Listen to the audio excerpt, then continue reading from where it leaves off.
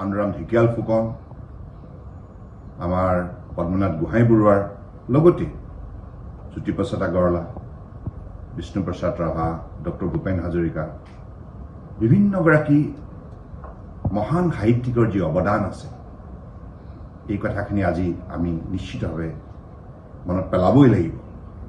অসম সাহিত্য সভাকে ধৰি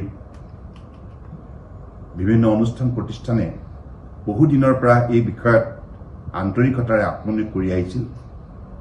গতিকে মই পুনৰবাৰ এই বিষয়ত পদক্ষেপ লোৱাৰ বাবে মই মাননীয় প্ৰধানমন্ত্ৰী ডাঙৰীয়াক বিশেষভাৱে ধন্যবাদ জনাইছোঁ। আৰু লগতে আজি প্ৰচাৰ আৰু প্ৰসাৰৰ ক্ষেত্ৰত হওক, গৱেষণাৰ ক্ষেত্ৰত হওক, সংৰক্ষণৰ ক্ষেত্ৰতে হওক, আজি এই মৰ্যাদাই আমাক এটা নতুন পথৰ সন্ধান দিলে।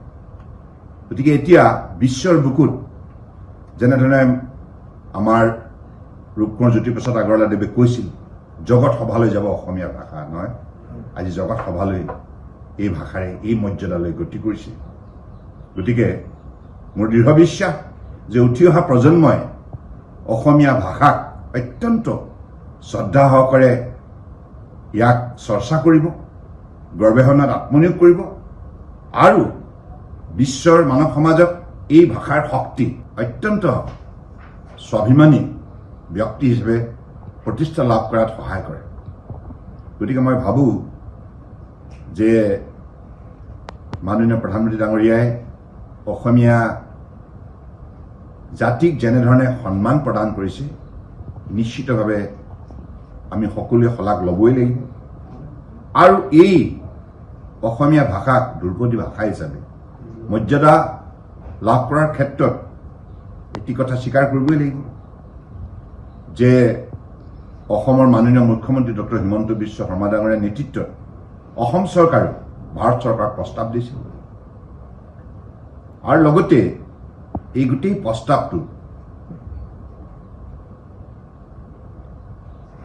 গৃহীত কৰা পৰ্যায়লৈকে আগুৱাই অনাৰ ক্ষেত্ৰত ভাৰত চৰকাৰৰ কেইবাটাও মন্ত্ৰালয়, বিশেষকৈ গৃহ মন্ত্ৰালয়, মাননীয় অমিত শ্বাহ ডাঙৰীয়া আৰু আমাৰ শিক্ষামন্ত্ৰী ধৰ্মেন্দ্ৰ প্ৰধান ডাঙৰীয়া আৰু সাংস্কৃতিক মন্ত্ৰী আমাৰ গজেন্দ্ৰ সিং শেখাৱত, তেখেতসকলকো আমি ধন্যবাদ জনাব লাগিব। গতিকে মোৰ ভাল লাগিছে যে মহাপুৰুষ শ্ৰীমন্ত শংকৰদেৱৰ পৰা আৰম্ভ কৰি গুৰুসকলে, আমাৰ মহান সাহিত্যিকসকলে, মোৰ এটা কথাতে ভাল লাগিছে যে মই সেই ঐতিহাসিক ক্ষণৰ সাক্ষী হৈ ৰোৱাৰ সৌভাগ্য হ'ল।